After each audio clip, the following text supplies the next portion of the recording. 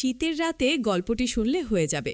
আমিও আমার দুহাত দিয়ে রিপনের জড়িয়ে ধরেছিলাম, কিন্তু যখন আমার মনে হলো রিপন আরও কিছু করার চেষ্টা করছে, তখন আমি তাকে ধীরে ধীরে বললাম, রিপন, দয়া করে দরজাটা বন্ধ করে দাও।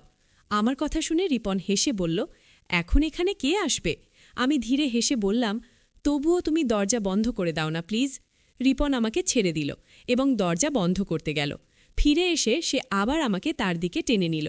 যখন সে আমাকে তার বাহুতে জড়িয়ে ধরতে লাগল, আমি ধীরে বললাম, রিপন, লাইটটাও বন্ধ করে দাও দয়া করে। হ্যালো বন্ধুরা, আজকের এই রোমাঞ্চকর গল্পে আপনাদের সবাইকে স্বাগত। দীর্ঘক্ষণ একে অপরের মধ্যে ডুবে থাকার পর যখন সবকিছু হয়ে গেল, আমি তৎক্ষণাৎ রিপনকে পিছিয়ে যেতে বললাম। আমার হৃদয় জোরে ধরফর করছিল এবং আমার শ্বাসও অনিয়ন্ত্রিত হয়ে পড়ছিল। আমি কোনো মতে নিজেকে সামলে নিয়ে রিপনকে আমার রুম থেকে বেরিয়ে যেতে বললাম। সে কিছু না বলে মাথা নিচু করে আমার রুম থেকে বেরিয়ে গেল। সে যাওয়ার পর আমি কাঁপতে কাঁপতে বিছানা থেকে উঠে বাথরুমের দিকে গেলাম। আমার মন দ্বিধায় ভরে গিয়েছিল। আমি ভাবছিলাম, একজন বিবাহিত মহিলা হয়েও আমি কি করে ফেললাম? একজন বিবাহিত মহিলা হয়েও আমি অন্য কারোর সাথে সম্পর্কে জড়িয়ে পড়লাম, আর সেটাও আমার থেকে 10 বছরের ছোট একটি ছেলের সাথে। এসব ভাবতে ভাবতে আমার হৃদয় আরও জোরে ধরফর করতে লাগল। আমি কোনো মতে নিজেকে শান্ত করার চেষ্টা করছিলাম। যা হয়েছিল তা হওয়ার কথা ছিল না, কিন্তু এখন এমন পরিস্থিতি দিয়ে আমি আর কি করতে পারতাম? আমি বাথরুমে নিজেকে পরিষ্কার করলাম এবং নিজেকে একটি প্রতিজ্ঞা করলাম যে এখন থেকে আমি খুব সতর্ক থাকব। গোসলের পর আমি আমার শাড়ি পরলাম, চুল ঠিক করলাম এবং বিছানায় গিয়ে শুয়ে পড়লাম। সারাদিনের ক্লান্তি এবং দ্বিধা আমাকে এতটাই ক্লান্ত করে দিয়েছিল যে আমি কখন ঘুমিয়ে পড়লাম তার টেরই পাইনি। রাত প্রায় 12টার দিকে আমাদের দরজার বেল বাজল। আমি হঠাৎ ঘুম থেকে উঠে ঘড়ির দিকে তাকালাম। ঘড়িতে 12টা বাজছিল। আমি দ্রুত দরজার দিকে এগিয়ে গেলাম এবং দরজা খুলতেই দেখলাম সামনে রিয়া আপু দাঁড়িয়ে আছেন, আর তার সাথে তার ছোট ছেলে রিয়াজও আছে, যে প্রায় 10 বছরের। রিয়া আপু আমাদের পাড়ার মহিলা, যার সাথে আমাদের ঘনিষ্ঠ সম্পর্ক আছে। আমি তড়িঘড়ি করে জিজ্ঞাসা করলাম, রিয়া আপু, আপনি এত রাতে এখানে কি করছেন? সব ঠিক তো? রিয়া আপু উত্তর দিলেন, প্রিয়া, আমার বাবার অবস্থা খুব খারাপ হয়ে গেছে। আমরা এইমাত্র খবর পেয়েছি এবং এখনই সেখানে যাচ্ছি। তুমি কি 2-3 দিনের জন্য রিয়াজকে তোমার সাথে রাখতে পারবে? সে তোমাকে একদমই বিরক্ত করবে না এবং আমরা খুব শীঘ্রই ফিরে আসব। আমি তৎক্ষণাৎ বললাম, কোনো সমস্যা নেই আপু, এটাও তো আপনারই ঘর। আপনি নিশ্চিন্তে যান, আর রিয়াজের কোনো চিন্তা করবেন না। আমি তার পুরো খেয়াল রাখব। রিয়া আপু রিয়াজকে আমার কাছে রেখে তাড়াহুড়ো করে চলে গেলেন। আমি দরজা বন্ধ করে রিয়াজকে নিয়ে ভেতরে চলে এলাম। আমি রিয়াজের জন্য টিভি অন করে দিলাম এবং তাকে জিজ্ঞাসা করলাম, রিয়াজ, তুমি খাবার খেয়েছ? সে বলল, না খালা, এখনও খাইনি। আমি হেসে বললাম, ঠিক আছে, তুমি ততক্ষণ টিভি দেখো, আমি এখনই তোমার জন্য খাবার নিয়ে আসছি। আমি খাবার গরম করে টেবিলে রেখে রিয়াজকে পরিবেশন করলাম। রিয়াজ খেতে শুরু করল, আর আমিও তার পাশের চেয়ারে বসলাম। রিপন এখনও খাবার খায়নি এবং আমি নিজে তাকে ডাকতে যেতে চাইছিলাম না। আমি জানতাম আমি তার চোখের দিকে তাকাতেও পারব না। আমি ভাবছিলাম, যা কিছু হয়েছে তাতে কার ভুল ছিল, আমার ভুল নাকি রিপনের ভুল? কিছুক্ষণ পর আমি রিপনের পায়ের শব্দ শুনতে পেলাম। তার পায়ের শব্দ শুনে আমি আমার চিন্তা থেকে বেরিয়ে এলাম। আমি তার দিকে না তাকিয়ে তাকে বললাম, রিপন, তুমিও খাবার খেয়ে নাও, আমি খাবার গরম করে রেখেছি।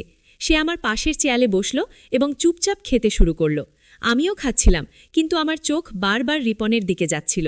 আমি ভাবছিলাম, একজন বিবাহিত মহিলা হয়েও আমি কি করে ফেললাম? রিপন খেতে খেতে আমাকে জিজ্ঞাসা করল, এই বাচ্চাটাকে? আমি চোখ না তুলে উত্তর দিলাম, এটা রিয়া আপুর ছেলে রিয়াজ। তার বাবার হঠাৎ খুব অসুস্থ হয়ে পড়েছে, তাই তারা তার কাছে গেছে এবং রিয়াজকে আমাদের কাছে রেখে গেছে। এরপর আমাদের মধ্যে কোনো কথা হলো না এবং রিপন খাওয়া শেষ করে তার রুমে চলে গেল। আমি সব বাসন তুলে রান্নাঘরে রেখে দিলাম। তারপর রিয়াজকে নিয়ে আমার রুমে গেলাম এবং দরজা ভেতর থেকে বন্ধ করে দিলাম। আমি রিয়াজকে আমার সাথেই শুইয়ে দিলাম, কারণ সে তো একটা ছোট বাচ্চা। যদি আমি তাকে আলাদা শুইয়ে দিই তাহলে হয়তো রাতে তার ভয় লাগতে পারে। আরিয়ান আমার বিছানায় শুয়েছিল এবং কিছুক্ষণের মধ্যেই ঘুমিয়ে গেল, কিন্তু আমি জেগেছিলাম। সন্ধ্যার কিছুক্ষণের ঘুমের কারণে এখন আমার ঘুম আসছিল না। আজকের দিনটি আমার জীবনে একটি নতুন মোড় এনেছিল। আমার হৃদয় ও মনের মধ্যে লড়াই চলছিল। হৃদয় বলছিল যে আজ যা ঘটেছে তা সঠিক হয়েছে, অন্যদিকে মন এটাকে ভুল প্রমাণ করতে চাইছিল। আমার হৃদয় এও বলছিল যে একজন বিবাহিত মহিলা হয়েও আমি একটি অসম্পূর্ণ জীবনযাপন করছি, আর যদি ভাগ্য আমার জন্য কোনো পথ খুলে দেয় তাহলে এতে কি অন্যায় আছে? আমি এই চিন্তায় ডুবেছিলাম যখন হঠাৎ আমার ঘরের দরজায় কড়া নাড়া শুনলাম। বাড়িতে আমার ও রিয়াজ ছাড়া শুধু রিপনই ছিল, তাই এর মানে দরজায় কড়া নাড়া দেয়া ব্যক্তি রিপনই হতে পারে। আমার হৃদয় আবার দ্রুত স্পন্দিত হতে শুরু করল। আমি নিঃশব্দে শুয়ে থাকার চেষ্টা করলাম, কিন্তু আবার কড়া নাড়া শুনলাম। আমি ভাবছিলাম যে কখনো রিয়াজ জেগে না যায়, আর এই ভেবে আমি ধীরে ধীরে দরজা খুলে দিলাম। সামনে রিপনকে দেখে আমি একটু চমকে গেলাম এবং তাকে জিজ্ঞাসা করলাম, এখন কি, তুমি এখানে কেন এসেছো? রিপন মৃদু কণ্ঠে আমাকে জিজ্ঞাসা করল, আমি কি ভেতরে আসতে পারি? আমি বললাম, না, একেবারেই না, তুমি যাও এখান থেকে। এ তো বলেই আমি দরজা বন্ধ করে দিলাম। আমার শ্বাস দ্রুত ছিল এবং আমার মনে অনেক প্রশ্ন উকি দিচ্ছিল। আমি ভাবতে শুরু করলাম, সে ভেতরে আসতে চায় কেন? সে কি আবার আমার সাথে কিছু ভুল করতে চায়? না, তা হতে পারে না।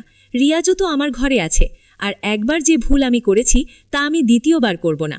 গত কয়েক বছর ধরে তুমি নিজেকে সংযত রেখেছ, আর এখন যখন সুযোগ এসেছে তখন এটা হারানো ঠিক নয়।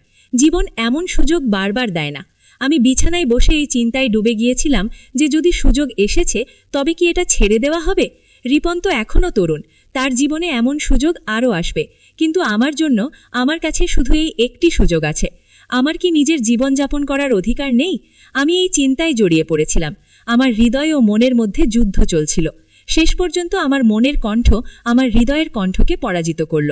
আমি রিপনের প্রতি আমার আগের আচরণের কথা ভেবে কিছুটা অনুশোচনা বোধ করতে শুরু করলাম। আমি তাকে খুব রাগ করে আমার ঘর থেকে তাড়িয়ে দিয়েছিলাম এবং এটা নিয়ে আমি খুবই দুঃখিত ছিলাম। আমি হাসতে হাসতে বিছানা থেকে উঠে আলমারি থেকে একটি আকর্ষণীয় লাল রঙের সালোয়ার কামিজ বের করার কথা ভাবলাম। তারপর ড্রেসিং রুমে গিয়ে কাপড় বদলে নিলাম। কাপড় বদলানোর পর আমি আমার ঘরে ফিরে এলাম এবং ঘরে এসে হালকা মেকআপ করলাম। আমি আমার লাল রঙের সালোয়ার কামিজ পরেছিলাম এবং উঁচু হিলের স্যান্ডেলও পরেছিলাম। আমি খুব সুন্দর দেখাচ্ছিলাম এবং আমি ভাবছিলাম যে যদি রিপন আমার উপর রাগও করে থাকে তবুও সে আমাকে এভাবে দেখে খুব খুশি হবে। আমি দেখলাম যে রিয়াজ গভীর ঘুমে রয়েছে। আমি ধীরে ধীরে আমার ঘরের লাইট বন্ধ করে দিলাম এবং দরজা বন্ধ করে সিঁড়ি দিয়ে ওপরে চলে গেলাম। আমার হৃদয় জোরে জোরে ধড়ধড় করছিল। যখন আমি ওপরে পৌঁছলাম তখন দেখলাম যে রিপনের ঘরের দরজা খোলা আছে এবং ভেতর থেকে হালকা আলো বের হচ্ছে। যখন আমি ভেতরে গিয়ে দেখলাম তখন রিপন সেখানে ছিল না। তখন আমি পিছনে কারোর পায়ের শব্দ শুনলাম।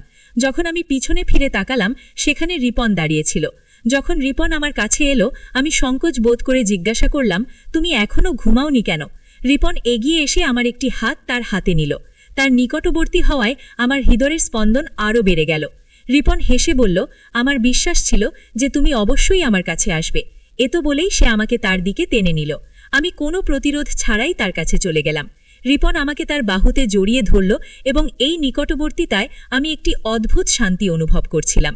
আমি রিপনের বুকের মধ্যে আমার মুখ লুকিয়ে ফেললাম এবং ধীরে ধীরে বললাম, রিপন, আমার খুব ভয় লাগছে। আমার এই কথা শুনে রিপন আমাকে আরও বেশি ভালোবেসে তার বাহুতে জড়িয়ে ধরল এবং জিজ্ঞাসা করল, কি নিয়ে ভয় পাচ্ছ? আমি তার বাহুতে খুব অস্বস্তি বোধ করছিলাম, কিন্তু একটি অদ্ভুত আকর্ষণও অনুভব করছিলাম। আমি ধীরে ধীরে বললাম, কেউ আমাদের দেখে না ফেলে।